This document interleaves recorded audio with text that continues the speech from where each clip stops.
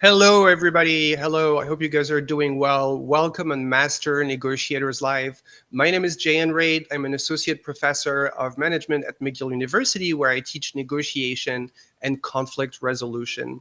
So, what can you expect from Master Negotiators Live? Every week, I bring in two negotiation experts who come from sales, procurement, management, mediation, arbitration, law enforcement, you name it. And Master Negotiators is all about the how to of negotiation. So, no fluff, just practical advice that you can use in your everyday life. So, the show includes three segments. The first one is Master Negotiator Spotlight, where top negotiators share their best tips. The second one is Master Negotiator Tactics, where my guests role play a negotiation scenario. And then the third one is Master Negotiators Q&A, where we answer negotiation questions from Reddit. If you see something moving on my laps, this is my dog Sherilyn, who has a lot of energy. And so I'll try to keep her as quiet as possible.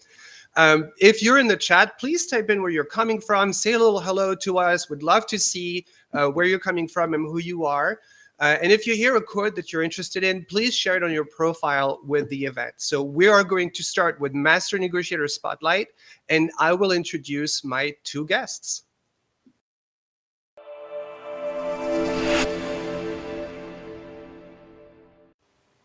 Hello, you guys. Thank you so much for joining us. So Master Negotiators Spotlight, I bring in together two negotiators from different walks of life, from management, sales, procurement, you name it, and they come to share their best tips. So it's all about learning from one another. Let me introduce my two guests. The first one is Erin Gleason Alvarez, who is an independent mediator. She has successfully resolved over 150 complex disputes in commercial, insurance, entertainment, and employment sectors. She is globally recognized for her commercial mediation expertise by Who's Who Legal since 2020. She also serves on prestigious mediation panels and court rosters in New York State. Erin also directs the Mediation Practicum and the Amelia A. Gould Representation in Mediation Clinic at Pace University. Hello, Erin. Hi, Jan. Nice to be here. Thank you so much for making time. How is life at Pace University? Oh, it's great. My students are mediators this semester, and we have had a series of action-packed mediations. So That's it's amazing. great fun. Yeah. And so Patrick Tinney is our second guest. He's an author, keynote speaker, trainer, coach, entrepreneur, consultant. Should I continue? With over 30 years of career in sales and negotiation. He founded Centroid Training and Marketing and wrote 4 books, including Unlocking Yes and Perpetual Hunger. Patrick has held key sales and management positions at notable media companies and successfully negotiated major deals in Canada. Hello, Patrick. How you doing? Nice to be here. I'm doing amazing. How about you? You know what? Life is great. Life is really great. I agree. And so before we go into the questions that I have prepared, I wanted to show to the crowd very quickly. This is the giveaway that we're organizing today. And so Patrick has agreed to give away 1 copy of his book, Unlocking Yes, and I bought my copy. If you want to win it, you can enter the giveaway. The link is in the description box, or you can go on jnrate.com/Patrick. This is how you can enter the giveaway. And then the second one is from Erin, and Erin has agreed to donate a 30-minute coaching session for one of our viewers. And if you want to enter the giveaway, you need to go to jnrate.com/Erin. Or you can just go into the LinkedIn description or the YouTube description box. The links are there. Thank you so much, you guys, for giving away to the crowd. I really appreciate it. Okay, so let me just put this back and we're going to start our conversation. Okay, so maybe I want to start with Erin. And so Erin, what got you into the field of mediation and what keeps you interested about it? You know, I knew I was going to be a lawyer from the time I was a really little kid, and so I was always sort of thinking about, what steps do I need to take to put me on the path.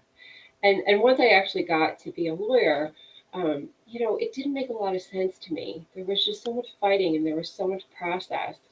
And to me, it seemed that maybe there was a better way to do things.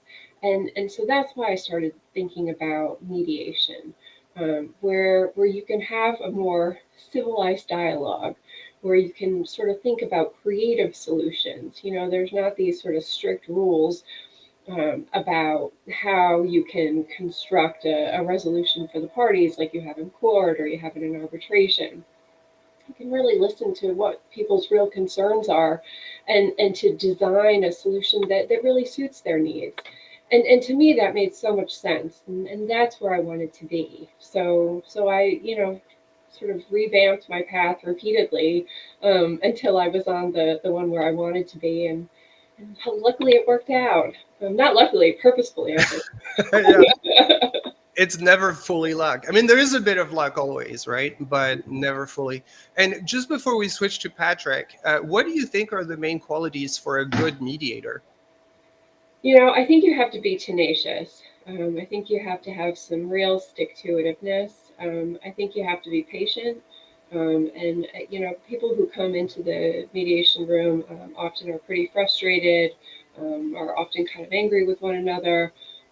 You have to be the person who resets the tone, and people are looking to you to kind of model, how we're going to proceed from this moment forward.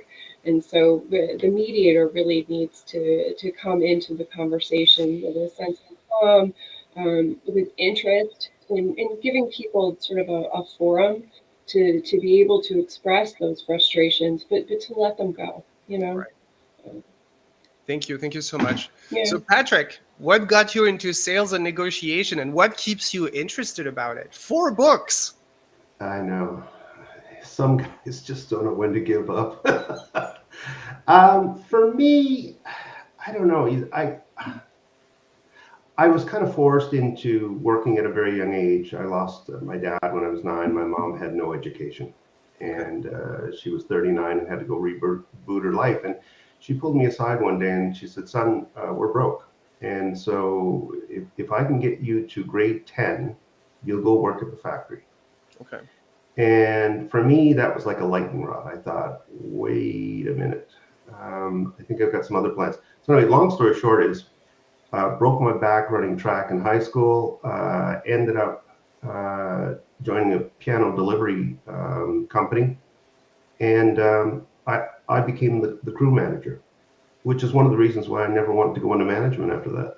And as far as sales go, I did a co-op at the Hamilton Spectator, which is the daily newspaper there. And I walked in and I just looked at everybody in the advertising department. I said, "Wait a minute, that's me."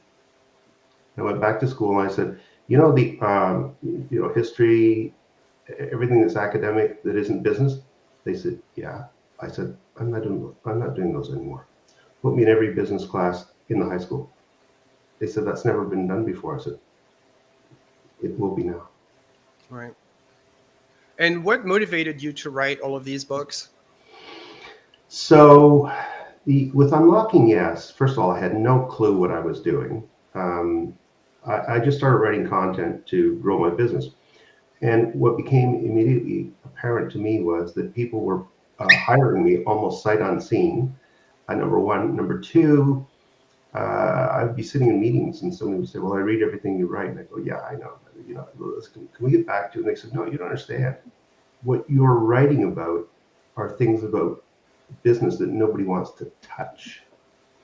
And I think that puts you in a kind of a different lane. And I also knew that when I created my early models, when I would show them to people, they would either embrace them or they would get really hyperbolic, would be the word I would use, because what I was doing was so different so early that it was apparent to me, and everybody got it. That's all I can say. Okay, interesting. Thank you. My favorite question that I like to ask guests is, what's your number one negotiation tip? And so, Erin, if you had to give advice to somebody, what would be the best advice you can give them for a successful negotiation? Yeah, it's not just about you. Yeah. You're negotiating with somebody else. And so it's important to be really clear on what your goals are, obviously, and what you hope to get out of the conversation. But I think it's important to think about the other people that you're negotiating with as well. And I do not see that oftentimes, right? People are so stuck in what their story is, and what their advantages are in the conversation, and why they are, why they are the ones who are going to prevail, right? Yeah. And they're not looking at the other side of the story, or why anybody should ever listen to them, or what somebody else wants to get out of the conversation. I think it makes so much sense to, before you ever get to the negotiation table, to really sit down and think about, what are the other people who I am meeting with? And this goes for, I think, any negotiation, whether, it's the type of disputes that I'm often dealing with. I'm dealing with disputes, right? Right. I think it goes for salary negotiation too, or any of those things. What are the other people who I'm sitting down with? What do they want? What do they need? Right? It's not just I need this, and that's the end of my preparations. It's thinking about everybody else in that conversation. That's a really great advice, and I agree with you. Whenever somebody is telling me about their negotiation strategy, I'll always tell them, well, that's all nice for you, but what do they want? How are you going to get them to agree to that? And a lot of times, they just haven't considered it at all. They just thought about their own perspective, what they wanted, what would be nice if it happened. And, you're thinking, this is all nice and good, but the other party also wants to make a good deal. And actually, Leigh Thompson, who's a professor at Northwestern, she has this quote in a book that I really like, where she says, you have to consider the counterpart as somebody who's equally smart, equally motivated, and equally deserving of making a good deal. And so if you start thinking that way, you realize, well, actually, it's a lot, it's not just about me. Thank you. Yeah. Yeah. I had a mediation yesterday, and there was one party who kept articulating what their position was, and I said, well, that's fine, but how am I going to say this, to the people in the other room so that they can hear it, and so they appreciate it, and so so it takes their interests into account as well, and they had never really considered that. And so if you don't take these things into consideration, it just, when you get to the negotiation, it just takes. But it's interesting because sometimes when I do executive education programs, I ask people, how do you get somebody to do what you want? Like, what's the technique to get somebody to do what you want? And a lot of times, people go straight to coercion. They always go straight to like, well, you can force them, you can pay them, you can do all of that stuff. And I always say, how about you ask them for what they want, and then you find a way to align it with what you want? Like that's, negotiation, right? But it's interesting because they just don't go there, even though it's a negotiation workshop. Like, you would think, that the answer was negotiation, dude. Like, it was not coercion. But that's kind of like what it is. Okay, that's really, really cool. What about you? Patrick? What's your number one negotiation tip? So I would start off by saying, think like an insider. Right. Because I guess this kind of coattails on to what you've just discussed. But if you can't think like them, then how can you arrive at a solution that's going to be meaningful for them? Yeah. And knowing that we have two parties, and if I can talk about B2B for a moment, we have our objectives, they have their objectives. But the thing is, it can't be game theory. If it becomes game theory, let me know and I'll jump in with both boots. But if somebody wants to act like a pirate, let's be pirates. But if we want to be, people in kind, I just think that there's got to be more of the thinking like that. And the other part of this, you mentioned strategy. I think it's the greatest weakness in the marketplace right now. People think that they're using strategy. Actually, in about 95% of the cases, they're not, or they don't understand strategy, or they only understand one. Typically, what they understand are tactics. Right. Tactics are not strategy. Right. If you go to the Far East, they're using something between tactics and strategy called stratagems. And when you get into Western culture, we're rules-based, we're religion-based, and we think about strategy from the perspective of an end game, a finishing point where everybody wins something. Right. And so can you clarify what the difference is between a tactic and a strategy? Yeah, to me, a tactic would be something like if you're typically used to sitting across the table, Right. get up and just sort of walk around and sit down beside the person and say, Oh, okay. you know what, I feel so good about what we're doing here. Can I give you my perspective through my eyes? And I'd love to have your perspective through your eyes as we look at this potential outcome. And so that's a tactical move. Right. A strategic move to me is, or not just a move. It's a whole, it's a whole end-to-end thinking Approach. process. Yeah. So with strategy, it could be something like something very common that happens in business, perhaps not in law, but it's called share and compare. It's where you get invited into a room, and the buyer says, here's one of your competitors' Right. proposals. You're just about to lose the business. If you can fix that and come back with something better, you may get the business. Now, the only problem with that is that means you can no longer hand that person sensitive information, number one. Right. And number two, your business will always be for sale. And then on top of that, think about what I call strategy stacking. So you can take several strategies and stack them on top of them to create a super strategy. That's really interesting. I was hosting the McGill des Hotels negotiation competition 2 weeks ago, and one of the ways to compete was to write an AI prompt for the teams were writing an AI prompt that then the AI would use to negotiate with humans. And so it was really interesting because you had to think about what is the AI allowed to say, what should be the approach, what concessions should they be able to make.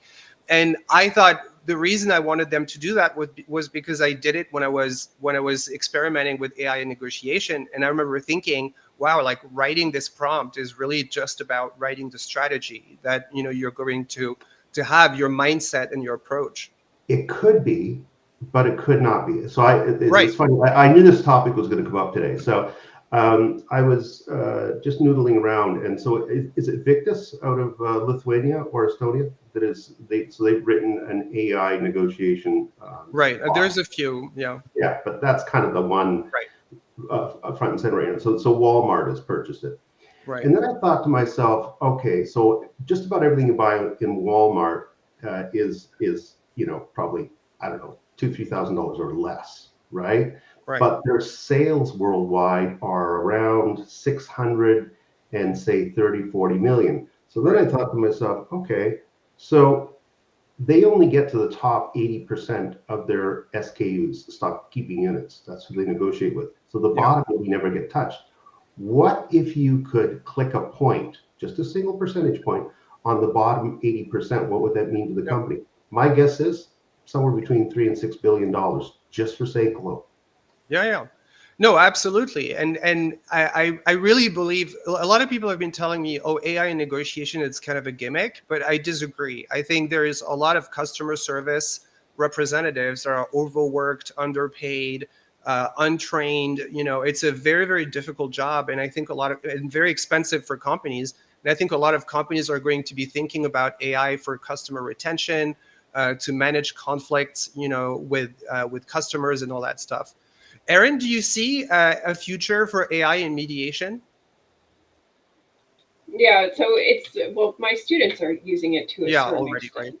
So, yeah, not in the actual mediations, but more in the Yeah. planning stages. So for example, in the convening, when the students have to, reach out to parties initially, what do I say to them? So they would ask ChatGPT for a script as to, what are the things that I should, inform parties about. I'm concerned about, informing them of confidentiality and so on and so forth. So then, it would put together a script for them. When I was in-house, and this is, maybe 15 years ago or so, there was a system that provided for an automated kind of a negotiation process whereby, we would put in an initial offer, and then the consumer, I believe it was at the time, would put in, or I guess the consumer would put in their offer, and then we put in a counter offer. I don't remember what happened. But anyway, it was orchestrated so that, you know, everything just met in the middle. It wasn't sophisticated at all, and that's how everything went. So, you know, it seems to me that there's a real opportunity for there to, you know, to put some more data into those types of systems so that it can be a more principled negotiation, so that there are more facts that are driving the decision-making process. So I absolutely think that there's a real opportunity here.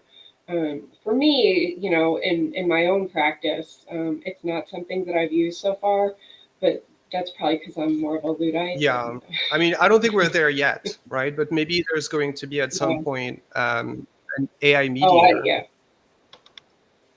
Oh, I think it'll happen. Absolutely. I think it'll happen. I think it's happening on the arbitration side. I think it will absolutely happen on the mediation side. It's just a question of where the opportunities are. And I think that it can be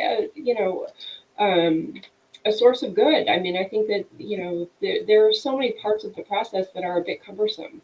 So to the extent that this can come in and make my life a bit easier, then I think that that's a good thing, and I'm certainly open to it. But there's and it would probably be a different market. I'm assuming it would probably just get kind of like the same way for customer representatives. It's people who would not have access to that would suddenly have access to it, right? So follow-up question: what do you think? What's the most common negotiation mistake, Erin, that you see people make? I think that I see a lot of people making decisions based on anger instead of making decisions based on, you know, rational decision-making processes. So I think that, you know, for me, I see a lot of people who are enmeshed in disputes. You know, lots of folks have been living with these disputes for me for a number of years. And so when that happens, and I'm dealing with people who are often, for the most part, you know, 90% of the people that I see, 99% of the people that I see are represented by counsel. And in these situations, sometimes, you know, counsel and the parties can feel kind of the heat of living with these disputes for such a long time. And sometimes it just, it is hard not to or to sort of, you know, remove yourself from the emotion that comes with these types of these conflicts. So when you receive information from the other side, I think people sort of, you know, just take that as the sort of worst case scenario. Like, oh, you know, they're being jerks, they're acting in bad faith, so on and so forth. And then it just kind of spirals from there. And in those situations, you know, it just, people are acting out of these just bad places and bad energy. And it's really hard to pull people back to sort of the real world and remembering that, you know, what are the consequences of making decisions in that place versus, you know, what happens next if we don't have a negotiated agreement here. So to me, I think that coaching folks on staying in a place of, you know, staying out of the world of sort of, you know, high emotions and negative emotions is a challenge often. That's excellent. Thank you. Patrick, do you think emotions have a place in negotiation? Well, we're 90% emotion. I think it has a place. Here's the thing: when you get talking about mistakes, I think that there is probably 3 or 4 biggies. Number one, people are overly confident. So let's start with arrogance. Number 2, they're lazy. They just think that they can walk into a room. So I asked a gentleman recently on a podcast. I said, he asked me something similar. I said, would you stand up in front of a few hundred people without practicing your speech? And he goes, no, why would I do that? I said, well, why would you sit in front of $1 million negotiation without doing any workup, cost modeling, murder boarding, et cetera, et cetera? So that's part 2. Part 3 is using the wrong kind of negotiation information content. So for instance, if you look at crisis negotiation, for instance, which is the highest level of negotiation, it doesn't fit for sellers because it's tactically based. Now, there might be an overarching strategy, but it evolves over time. Professional buyers, so salespeople go to sales school, professional buyers go to negotiation school. So who do you think has the advantage, really, right? And one more piece I think that people don't really get is the whole notion of time compression and time decompression. And if you understand what is happening to you in that moment, then I think that you're much better at not making a mistake. You say, well, what does that look like? Here it goes. So there are some cultures that, you might be going over to do a deal and you've invested heavily in that deal, even if you travel across Canada. Okay, so let's say you go to Vancouver. That's an investment, right? So now you're loaded up with hotels, meals, you might have to entertain, you might have to, get the deal together, and the deal doesn't happen. And what they do is they get you in a limousine. They say, oh, I'll take you out to the airport. I'll take you out to the airport. Sorry, things didn't happen. 5 minutes before you hit the airport, they go, deal's got to happen right now. My people are stressed. And if you don't have a deal in 5 minutes, then we don't have anything. And it better be better than what you just gave me. My answer is, let us camp again at the airport in a hotel. We're going to sit down for 24 hours. We're going to decompress time, and we're going to understand what truly motivates you to recognize what a great deal is. I'm so sorry, my dog is making a lot of noise. I'm going to try to. I'm sorry if it's annoying you. What do you think would be, Erin, the best advice for somebody who's starting out in negotiation? I think that nobody is starting out in negotiation.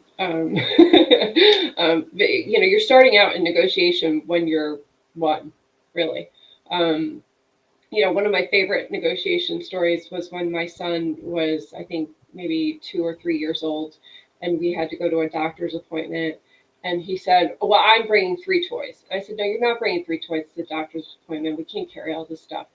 And he says, no, I have to bring 3 toys. I have to bring. I said, no, you're not bringing 3 toys. And he says to me, how about 1 toy and 1 book? Because he knows I'm not going to say no to a book, right? So then he still gets to bring 2 things, which is not 3. But, it's a little bit of a compromise, but he's still bringing lots of stuff, more than he was going to, because I was trying to say you only bring 1 thing. He still is one. So, it's just from a very young age, we start negotiating. And if you really pay attention on a day-to-day basis, we're all negotiating all of the time. And when you start really listening to all of the negotiations that are happening, whether that is with the people who you live with in your house or your apartment, it's with your neighbors. For me, I live in New York. It's with these people I have to take the subway with. It's like the little tiny little space that I get in the seat. I mean, it's just, they're tiny little microcosms of negotiation, but you're using these skills, right? Whether it is listening skills or communication skills, all of these skills that play into the big deal negotiations that we're talking about, and that when people think about, like when I'm starting out negotiations, that are the boardroom negotiations, right? The big salary negotiations, the big ticket stuff. Over the course of your life, you already have built up all the skills that you need for those.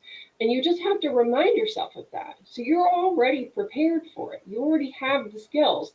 And you just have to be able to build yourself up when you're getting into that conversation. And I think that if you're nervous about it, you have to practice.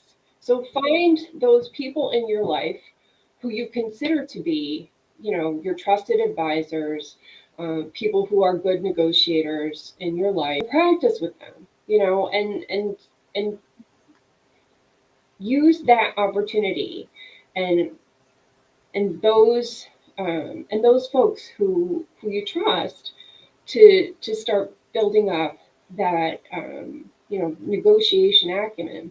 So that when you get into the scenario that you're worried about, it doesn't feel so foreign to you. But I feel very strongly that there is not a first negotiation. Right. It's really interesting. And I guess you guys really agree on that. And I agree with you guys, which is that people typically don't. So any skill, any human skill, people understand they have to practice it before being tested or before a big show or something. So if you were in a week, if you were to go to a tennis match and you were against a professional tennis player, you would go to the store, buy a racket, and then buy a ball, and then you would try to find a way, maybe find a coach or something. But you wouldn't just show up the day off, having never held a racket. But for some Happens, reason, happens all yeah, the but in time. negotiation, this is really what happens. People show up, they focus on what they want. They never even thought that the other party would have their own demands. And then they're just completely unraveled because they don't know what to say. They haven't prepared anything. They haven't prepared concessions. Like I was coaching somebody who's going through a big negotiation, and the person had not even prepared a concession. And I was telling her, like, you're not going to get everything you want. You have to know, what you're going to concede. So anyway, this is the end of this segment. Thank you so much for both of you for helping out and coming, and thank you so much for participating in the giveaway. We're going to switch to the other segment. If you're in the attendance, please take a second to follow them on LinkedIn. Follow Erin, follow Patrick. They both publish a lot of stuff related to negotiation. Their links are in the description box. And so I'll see you right after for the second segment, which is Master Negotiators Tactics.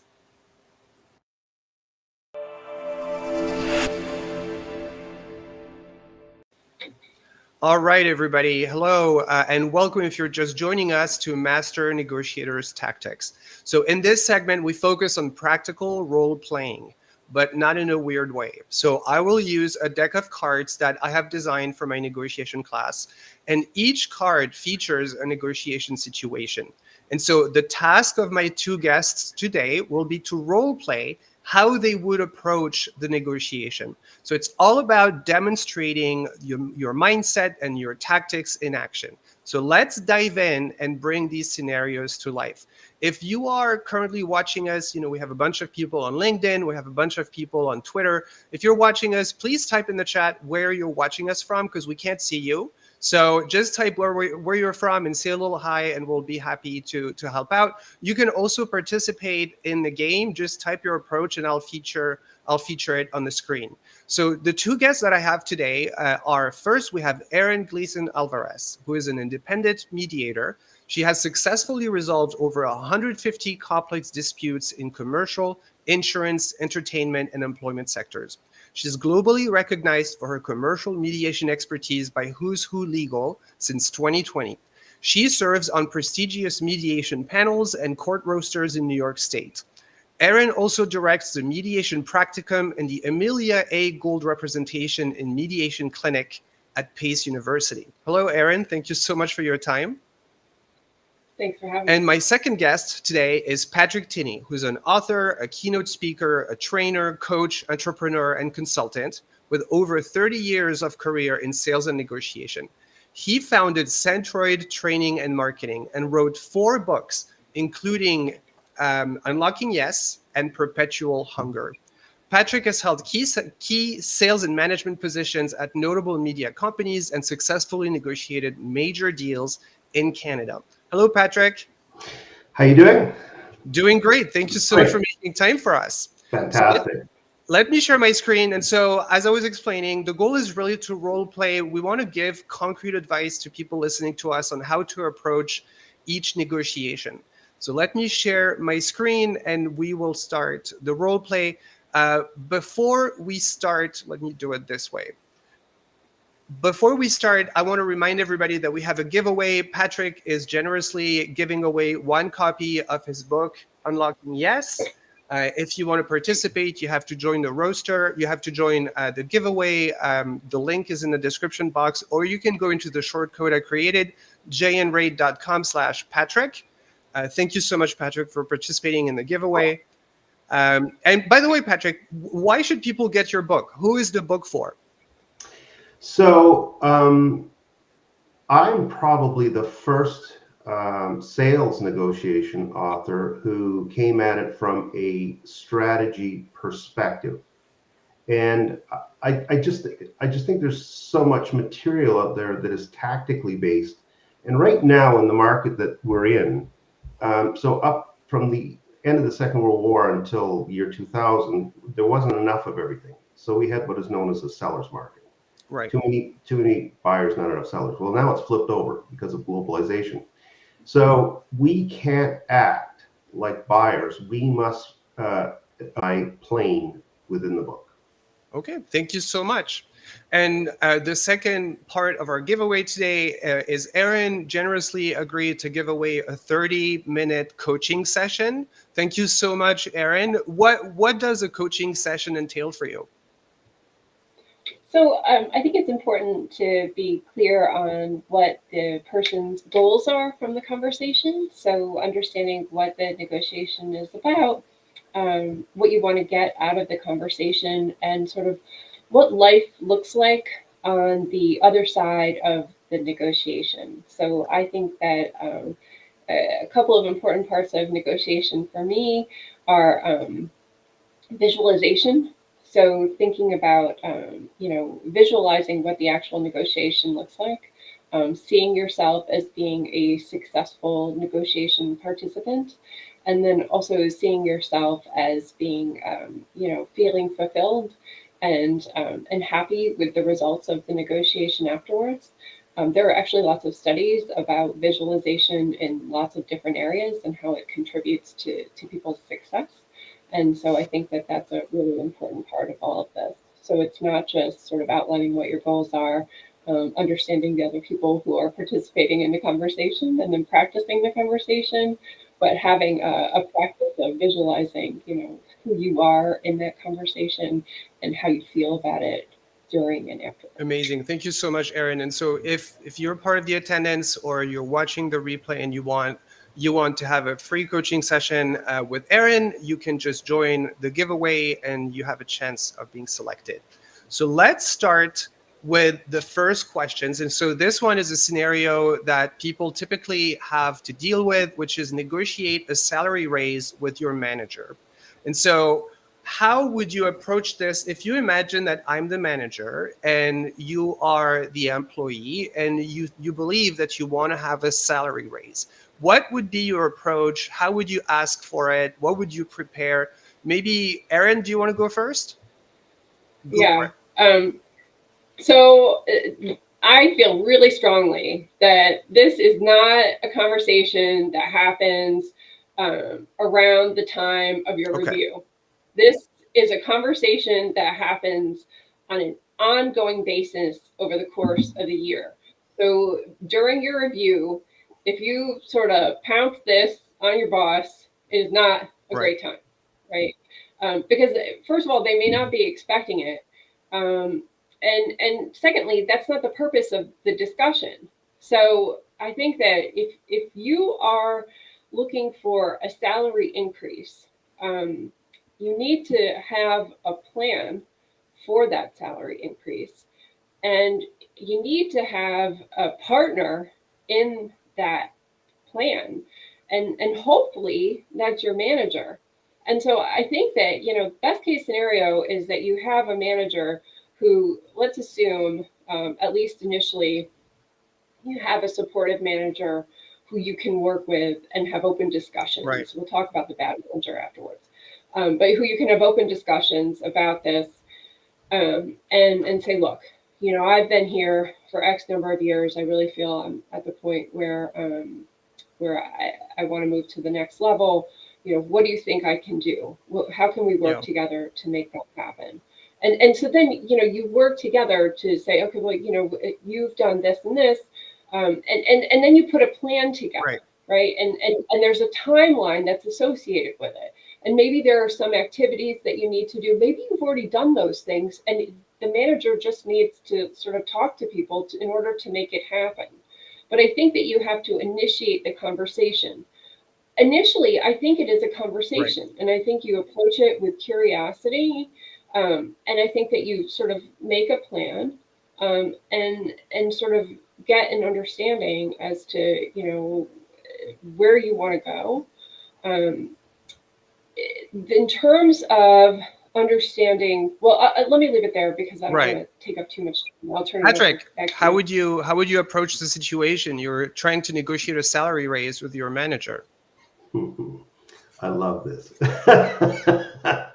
So, I tend to look at negotiating a raise as an opportunity to impart the impact that we've had on the company each quarter, and on our industry. One of the things that I learned really early in the sales business was that creating impact within the company, corporation, and within the industry was almost as important as the money I was making, because the money will always follow the impact. If the impact happens to involve things like new product development, materials that have been launched that haven't been budgeted for, and your presence in the marketplace.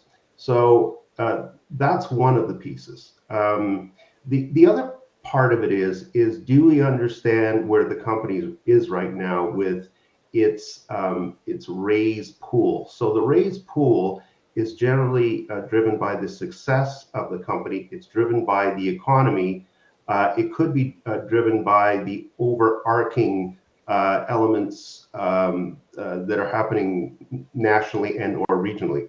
So you have to understand this stuff. And another piece is that within your your job channel, your role channel, are you at the bottom of that pay channel or at the top of the pay channel? So when you put those pieces together, then what I would do, honestly, I would walk in with an agenda, and I would rank all of my achievements for the year, at least 10, and then talk about the things that I've done outside of the company, which may well be philanthropic and or contributing to the industry. So any associations that you sit on, how we moved the company's agenda, and by the way, customer feedback. So I would almost invite the management team to say, you don't think I'm worthy? Go talk to my customers. That's a good point. Yeah, and then we sit down and we carve out a number. One of the things you got to remember, though, is that there's only so much money in the raise pool. It's the same thing with bonus. There's only so much money in the bonus pool. So when you go in to claim your spot within that pool, you have to remember either you get it or somebody else gets it. So that's actually something that I think is also important to say, which is that if you don't ask for it, you're not going to get it. And that's really something that I see a lot, especially with young people, where they have kind of like this child mentality where, my parent will provide, I just have to be a good child. And they tell me like, no, I'm not going to ask for it. I'm just going to do a great job and they will just give it to me. And I always tell them it's very, very rare that a company would give, a significant salary increase to somebody who didn't ask for it, because the budgets are limited. Money is limited. It's not an infinite resource. If it was infinite, they would just give away as much as possible. Erin, I see you have something to say? Yeah, it's not an infinite resource. However, oftentimes, in dealing with corporate negotiations, the response can be, well, there just isn't money for that. You know what? There's always money for that. It's just a question of whether sort of the right people want the money for that, and if this is the right moment for the money for that. So it's and if the reasoning for the money for that is articulated in the right way. So it's just all of the puzzle pieces need to come together in the right way. So the money usually is there. It's just a question of whether the right people are at the table and the proposition is being articulated in a way that people can hear it so that they can ask for the money and actually get it. The other thing I would add is that if you've gone in with a business case for why it is that you should receive the kind of increase that you're looking for, and the company does not satisfy that. With the amount of movement that we have in the market right now, Right. the signal to you, unless they can come back to you, as Erin's pointed out, with a reasonable understanding of why or why not you can have things, then they may be signaling to you that, you know what, this is as good as it's going to get. Yeah. And you know what? I'm sorry, friends. In the kind of competitive environment right now, I would be hitting the send button with my CV. Yeah. And I know it sounds a little bit, here's the big problem we have right now. It's employee retention. Yeah. And so if you've got great talent, protect them for goodness sakes, and sit them down and say, all right, so, we can see your potential. We can see it. We can touch it. We can feel it. We can see your impact. How do we get you to the point where you look at us and say, all right, one more year? So I have a theory about why, what's the main source of so much attrition, in the work market. Why do people quit so much? And why is it now the norm to leave a company after 2 years? When I was an undergrad, I was informed, I was warned, be careful not to have a resume where you're jumping from one company every 2 years. It was a red flag, and it's not a red flag anymore. And so my theory about it is because both the company, the employer and the employee, are really, really bad at managing conflict. And so instead of managing the conflict and addressing it, what they do is they quit and they go somewhere else where it's green and shiny and new, and then they just recreate the same situation, and then something doesn't work out. This is why, by the way, a lot of times people quit and you don't even know why. They don't tell you why.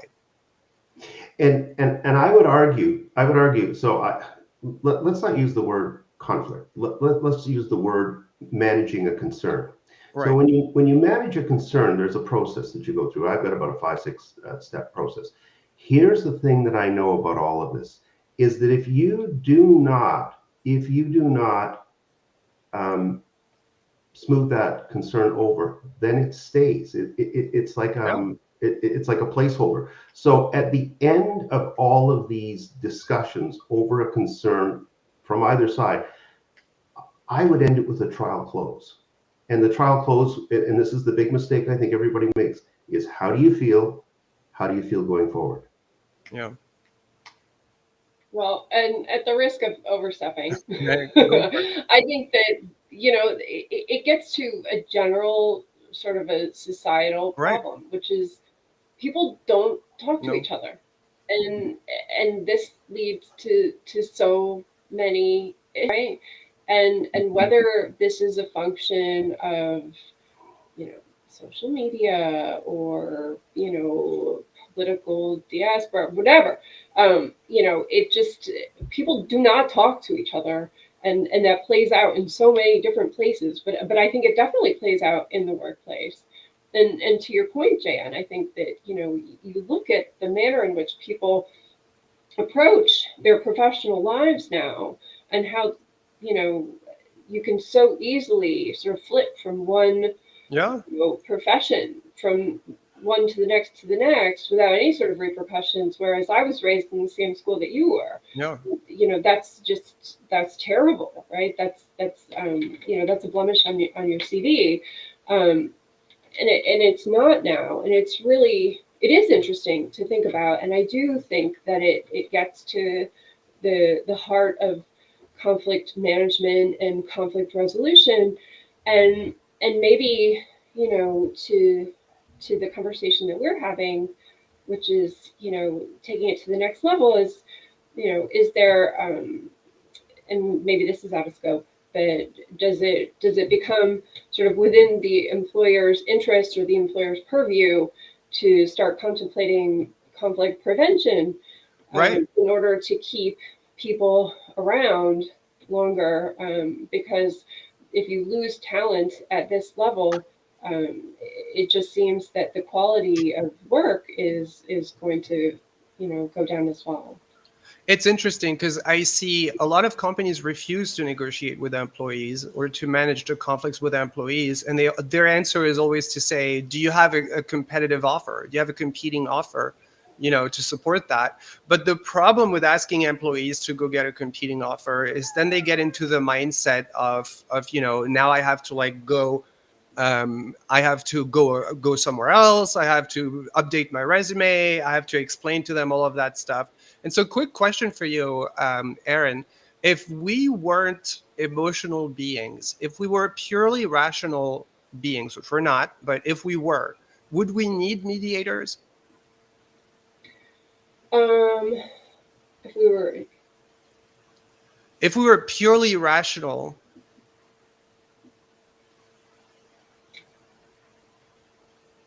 I don't know.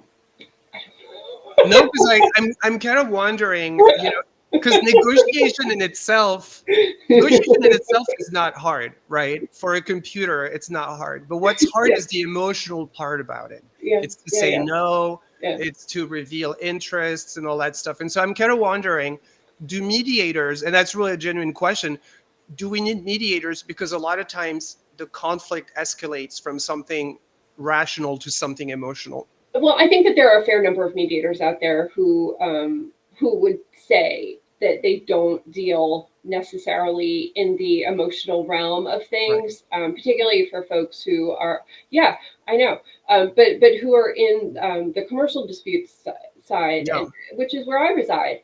But lawyers don't do emotions so well, yeah. Oftentimes. So I think that if you can have mediations where it is really a very legal process, and then it can still be one that is focused on legalities, but you're designing a solution that is one that still is not dependent on court procedure. Right. And the solution is not necessarily one that is crafted by a judge, and that doesn't necessarily have to be under the sort of dictates of the law. Yeah. Thank you for your answer, Yeah. Patrick. I tell you what, if you build a rule book, I'll pull it apart. Yeah.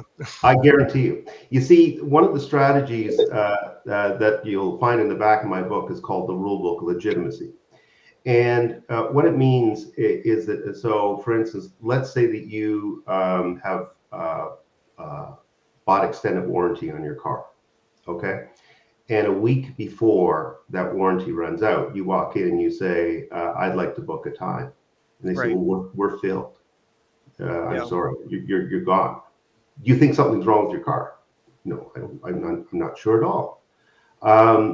And they go, well, then you don't need that. And why would you bring that to us anyway? Are you trying to game us?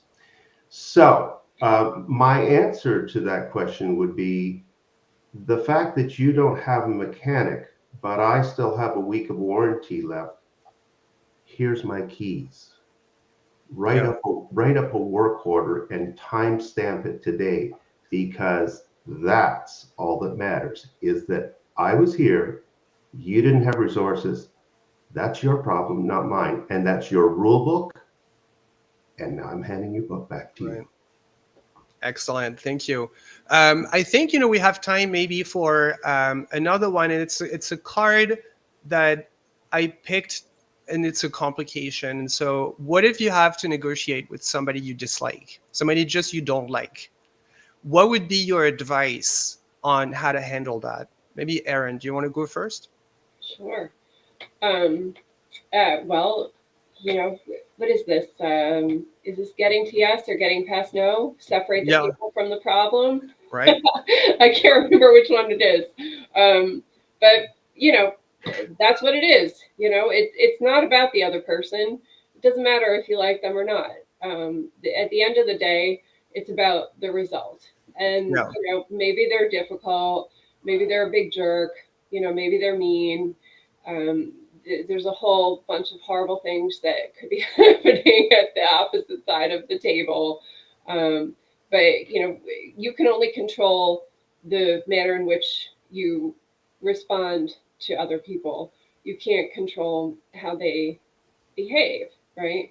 So I think it's just in those circumstances where someone is being difficult, you have to be really principled in how you're responding to them, and just being true to what the bigger picture is. So remembering that there's something more important than having a conversation with this person, which is getting out of the conversation with this person. That's a very good point. I always tell people when they ask me like, how can I do this without getting upset? I always say, well, you have to really be thinking critically about, is saying this helping me reach my goal, or is it taking me further away from reaching my goal? And so if it's not helping you, then don't do it. That's always what I say. What about you, Patrick? Like, what would you advise somebody if you have to negotiate with somebody you dislike? So first of all, I would try and figure out all of their negative trigger words, Okay. and I would take those away. So the way that I approach negotiations is reduce negative risk, raise positive risk, maintain the relationship, and get a smart deal done. The part I think that is really important here is that we negotiate on issues. We don't negotiate on biases. But the bias will always be there. AI is going to have bias. You can tell me all day long it doesn't have bias, and I'm going to tell you it's got bias. Okay, so then what we do, to me, I'm a rankaholic. Okay, I'm recovering, but I am a rankaholic, and here's how it goes. With every negotiation, there is going to be a stacked order of things that either comprise the quality triangle, which is time, quality, and cost, and they all have a dollar value. So numbers always drop to the bottom. And when the numbers drop to the bottom, you have to deal with the numbers. And that is where the emotion gets taken out of it. Because if you bend part of that quality triangle, if somebody says, well, I want it faster. I said, yeah, me too. What's it going to cost you more? So I just think these things are really important. And you can, quite frankly, you can take the hubris, you can take all of the nastiness out of it by saying, and I'm back to where I was earlier. Do you want to be a pirate or do you want to be a partner? Just let me know. That's a good point. Thank you. And so I think we're reaching the end of this segment. I just want to remind everybody that we have a giveaway. So Patrick is giving away a copy of his book, Unlocking Yes. The revised edition. The revised edition, amazing. And Erin is giving away a coaching session, a 30-minute power session with Erin. So thank you so much, both of you. We are going to switch to the third segment of the show. But before we switch to the third segment, I want to invite everybody to please follow Erin and Patrick on LinkedIn. Their URLs are part of the description box. They post a lot of very interesting content, and so it's going to be really useful to you to follow them. And so now we're going to switch to Master Negotiators Q&A.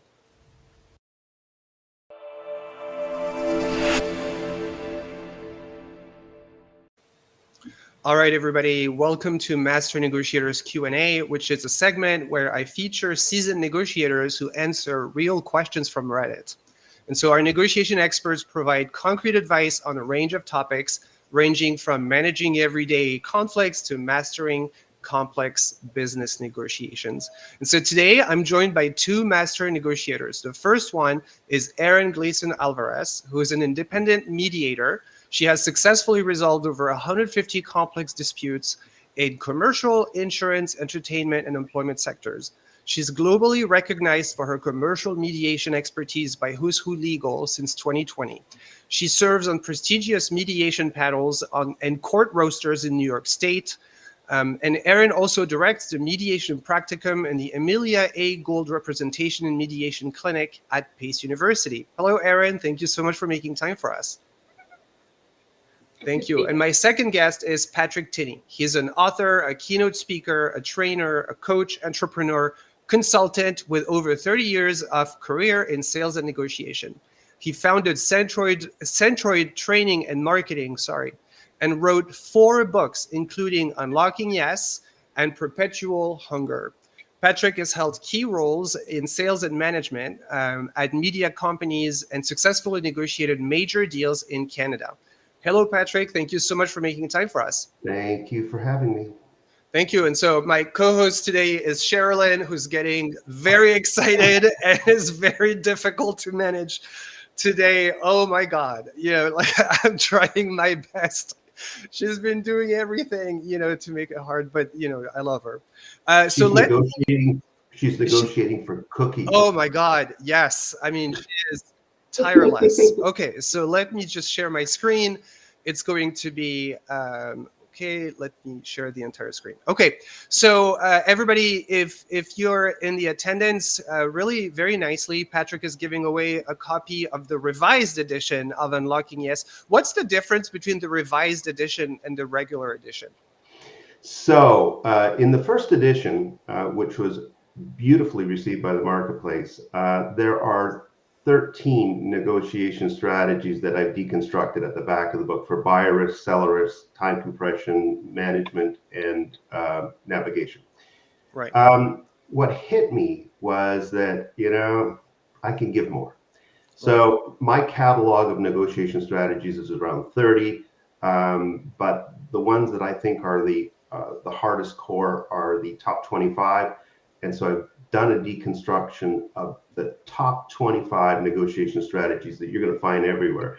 And the thing is, there's some bad ones. So you've got to be prepared, because game theory is out there. It's going to come at you. And so what do you do when you don't have a vowel and you don't have a friend? You read. Right. Excellent. Thank you. And Erin also very nicely agreed to participate in the giveaway, and she will give to one of you guys a coaching session, a 30-minute coaching session. Thank you so much, Erin. What can people expect from a coaching session with you? Yeah, so I'll send out a questionnaire before we meet up, and so I can educate myself about what's going on beforehand. And then when we get together, we'll talk about, what your goals are for the session, who are these other folks you're negotiating with, and then, do a little bit of a visualization exercise so you can see yourself in the actual negotiation, feel good about it, and then see yourself on the other side of it, having accomplished your goals. I think that that's really important for being able to see your success in order to. That's amazing. And thank you so much for participating. So you have all the way until Friday night, midnight, to enter the giveaway. The winners will be decided on Saturday morning automatically by my system.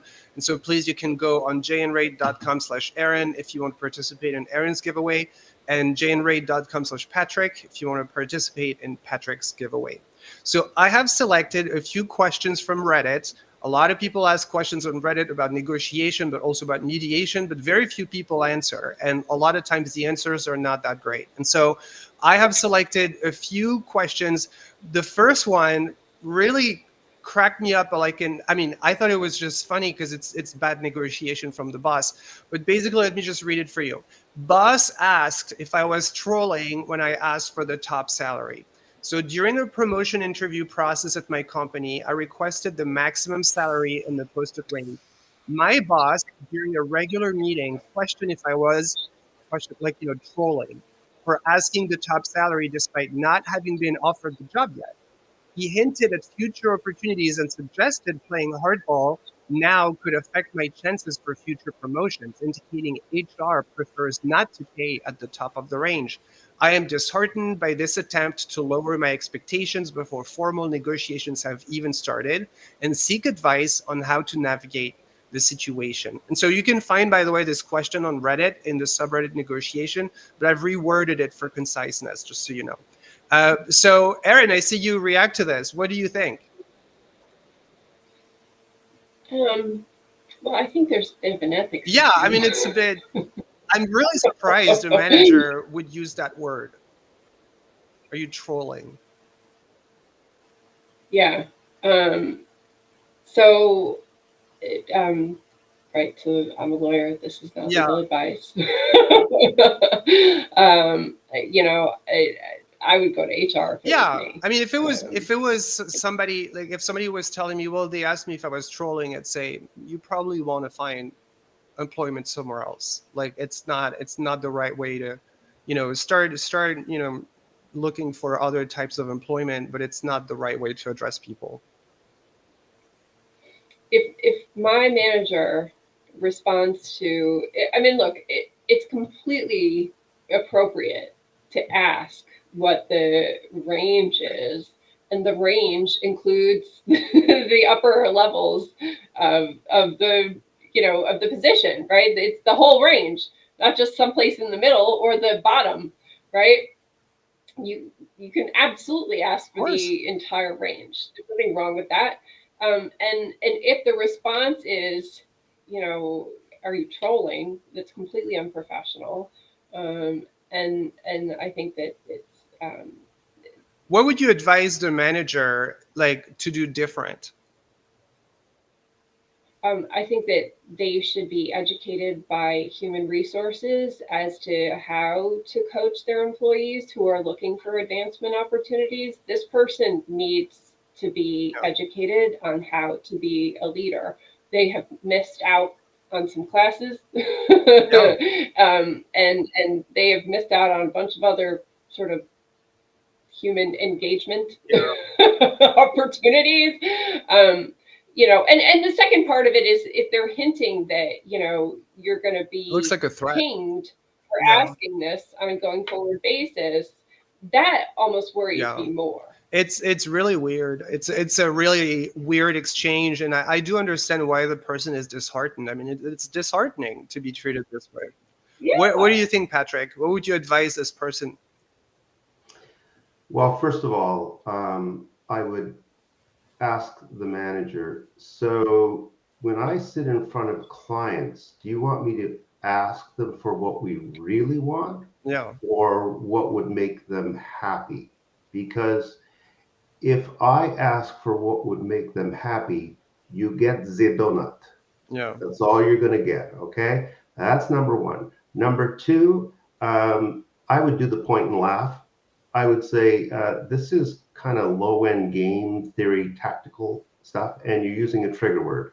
Yeah. The trigger word is designed to knock me off balance, and you know, you've hired me as a professional. So do you want me to act like a caddy, or do you want me to act like Tiger Woods? So you can decide, because if you want me to act like a caddy, then I'm going to start to negotiate like one. So your call. That's a good point. I mean, it's true, right? Like, I'm asking for top salary, but I'm also delivering top performance. I don't see the problem with that. I agree. It's a really good point. And this manager definitely needs training. You know, I think what I'm reading here is maybe like a manager that doesn't have bad intentions. You know, they're just trying to say no, they're surprised or something like that. But it's just a very, very poor response, and it's not good. This is high self-interest. I'm sorry. Yeah, absolutely. Okay, so this one is from negotiation, and it's need motivation for negotiating rental car damage claim. I have to negotiate a damage claim with a rental car's insurance agent after a deer hit me. I mean, I'm guessing you hit the deer, right? Like, I think it's more like that. Yeah. I mistakenly thought I had insurance coverage from the rental company, but it turns out it only covered business rentals and not leisure. My own insurance doesn't cover this because I lack comprehensive coverage. The rental company wants $11,000, and I've been too anxious to call for over a month. I need a pep talk and some negotiation tips. I'm scared, but ready to try. So I'm not asking for legal advice here. I don't know if they can get anything, but they have to call. And so what would be your advice for this person? How can they prepare for that call? Maybe Erin, do you want to go first? Okay, so the rental car company wants $11,000, and they otherwise don't have any kind of coverage for this. Isn't it crazy, by the way, that you can rent a car without coverage? Yeah. That sounds unreasonable. That sounds illegal. Okay, so everyone take I mean, that sounds illegal, right? Like that a rental company would be able to rent, like to give you a car, and then you're not covered. Well, also you would assume that there's more exposure for people who are going on sort of leisure retreats as opposed to business retreats, but what do I know? You know, so, well, it's not going to go away, right? If you ignore it, it's not just going to magically disappear. And so there is this $11,000. We don't know what the individual's capacity to pay is. But, you know, let's assume that they don't want to pay the $11,000. You know, do they have another figure in mind that they can pay? And they can propose that figure to the insurance company. Hey, you know, I don't have $11,000. You know, would you guys be willing to accept 6? Are they going to take that? You know, I don't know, maybe not. But you can try. You could also try, you know, an installment plan. Right. You know, I can't afford $11,000. Can I pay you $1,000 a month over the course of the next year or something like that? But you know, It's not going to go away. It's going to go into debt collection. right. Like that's their problem. It's going, like, the insurance company is all the insurance. I mean, they're immortal. I mean, you know, it's not like one person, right? It's like a system and an organization, and they have a bunch of people who don't pay, and then they just send like debt collectors, and they collect interest and all that stuff. Yeah, I mean, based on what we know, you know, you do have an obligation, and so it's just a question on whether and how you can fulfill it. So Yeah. So we have like a cool comment from Michelle who say, this is a 1 in a million event. I'd call and come clean in order to get a sympathy deal. That's really the best you can do. I think that's a good point. I mean, Patrick, how would you convince this person to just call? They've been waiting for a month. They've been anxious. So all the anxiety, by the way, that they built up for the entire month is more than if they had just called right away, right? So it's just this thing that they have to do. How do you convince somebody to say, call them now and just figure it out? So my first question would be, do you think that deer, elk, and moose actually like cars? Right. My answer to you is no. You see, there's a small thing that happens between Old Quebec City and Charlevoix. Right. It's called fencing that runs up Yep. for around 12 feet, so we keep the beasts off the road. The second question I would ask is it rutting season? Because if it is rutting season, then they will attack just about anything. And if you say, well, I don't believe that, you say, tell you what, why don't you go up online about the gentleman who thought he was Santa Claus and had a whole bunch of reindeer, and then look at how his reindeer, who were his pets, ripped him a new one. So that's part one. Part two is that you're absolutely correct on the coverage. I don't think that anybody goes out of their way to hit a deer, because if you do, you either have to increase your meds or you no longer get weekend passes. So that's part two. And I would look at the extent of the damage of the car and the direction that the animal came in, and I would just sort of say to them, so nobody prepares for one of these things, but they're not uncommon. So what is what is precedent? What is precedent? Because if precedent is that over the last 50 years, we have dealt with this in a certain manner, then let us go back to precedent and start there. By the way, I don't have this money, and so you're going to have to help me understand why I have to accept your responsibility for being ill-equipped as a renter. Right. And for letting me rent a car without proof of insurance, apparently, knowing that, you know, I'm running a risk, right? And then we end up in that situation. Very good. You know what if you get hurt? So here's the thing: the table spins. If you're hurt at all by a car that doesn't have coverage, you may end up in litigation where you're actually suing them. Yeah, no, absolutely. And I guess you could also tell the person that even though it's a bad situation, it could have been a lot worse. You know, they could be injured themselves, they could have injured somebody else. You know, it could be a lot worse than just this thing. And $11,000 is a lot of money. But I wonder if with an insurance company you can negotiate down. It sounds like maybe the first number they're throwing in, and Zero. What's your dog's name again? Sherilyn. Sherilyn. Tell Sherilyn this is her cookie. It's not my cookie. Right. That's funny. All right. So let's see. Okay, so this one is for both of you, but Erin, so mediation with former landlord's insurance company. I have an upcoming mediation with State Farm, the insurance company of my former landlord. I'm looking for insights on what to expect. So what happens in that kind of situations? So it's sort of, I mean, there's so many different factors. I don't know if it's online or if it's in person, but just generally speaking, I don't know if this person, is going pro se or if they have their own attorney.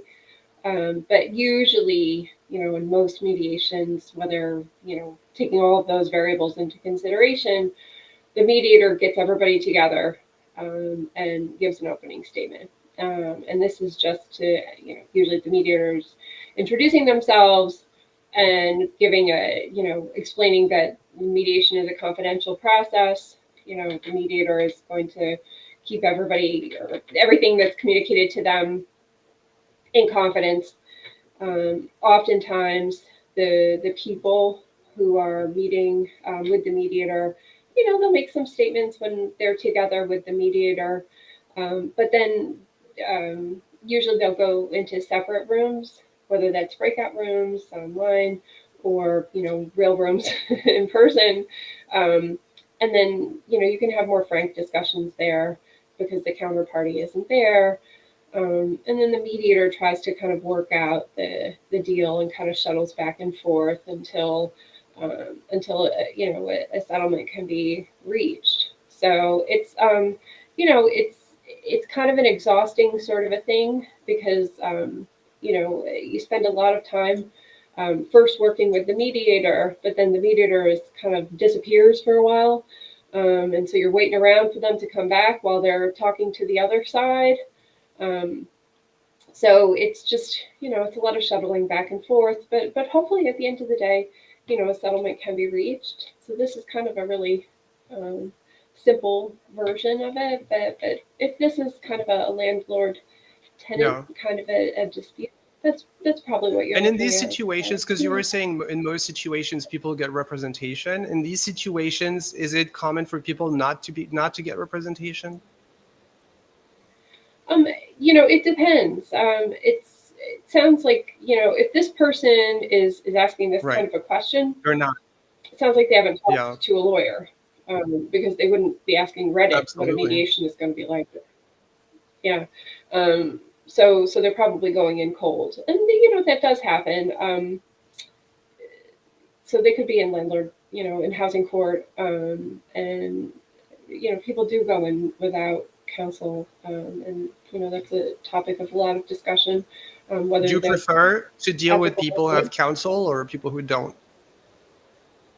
I prefer to deal with people who have counsel on both sides. It equalizes it, because I'm not allowed to give, as a mediator, I can't give anybody legal advice. And so if I am in a situation where one side does not have a lawyer and I have to explain what sort of counsel is saying in one side, I have to be very careful about how I do that. You don't speak the same language, right, to both. Yeah, and there was also, and before we go back to Patrick, there was also another question, which is somebody who was saying, so seeking mediation services for family issues. I'm facing significant challenges with my wife and family, with both sides experiencing hurt. It's clear the issues run deep and attempts to address them haven't been successful. I'm looking for recommendations on places or professionals who can mediate and help us work through our problems. So what advice do you have for somebody who's thinking, look, we're not going to be able to manage this on our own. We need a mediator. Like, where should they start and how should they pick a mediator? So it really is it's pretty specific and I see that we have an international crowd here, and most of my work is U.S. domestic, and I'm usually working on the coasts in the U.S. So that's my familiarity. It's a very jurisdictional specific search, right?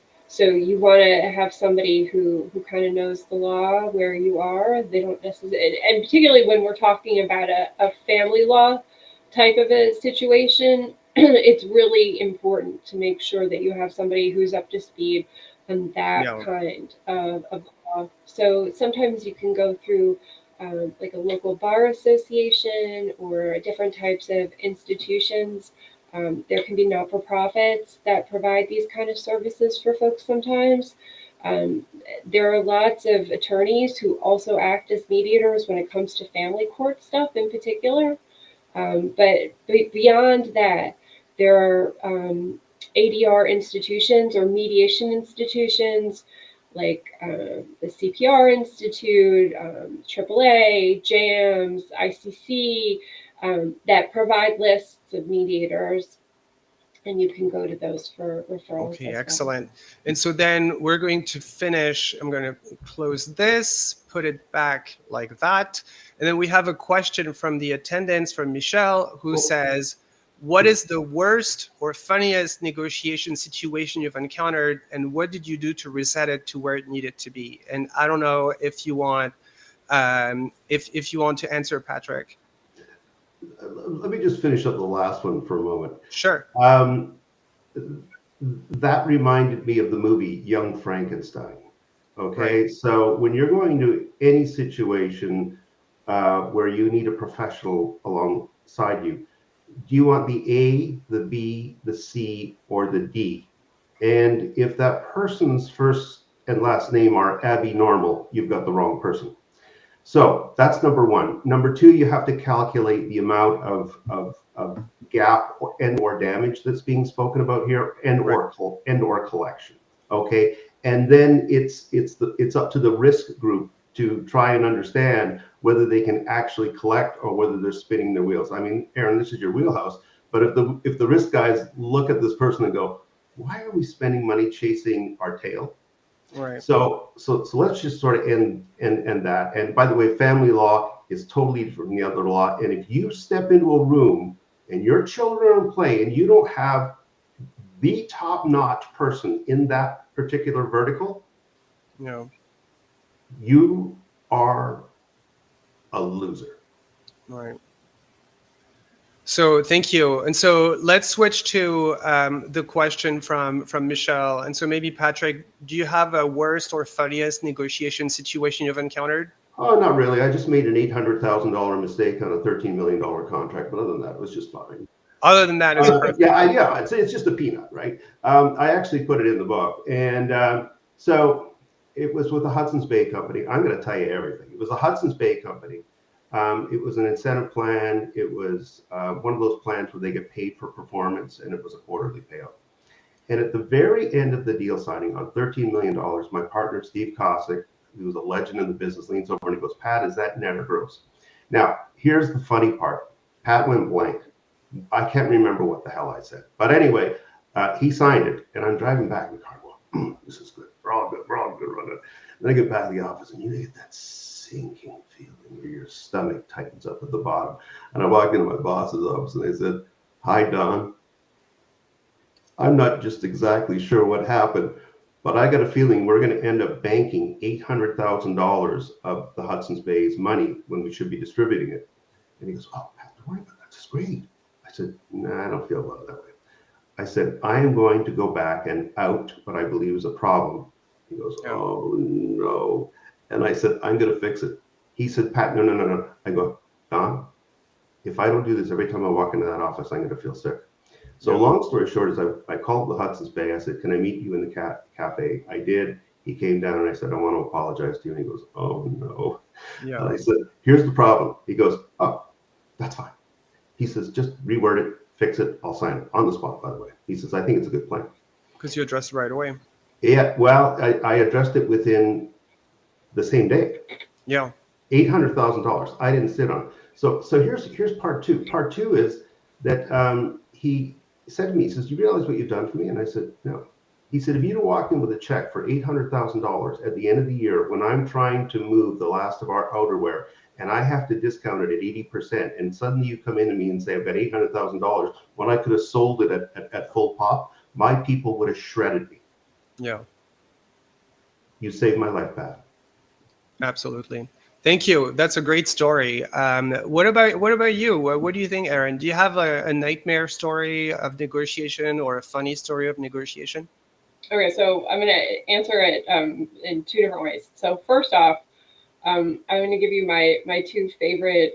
These are not my stories, but my favorite mediation clips or movie stories. So if you have never watched Wedding Crashers, the opening scene of Wedding Crashers is by far the best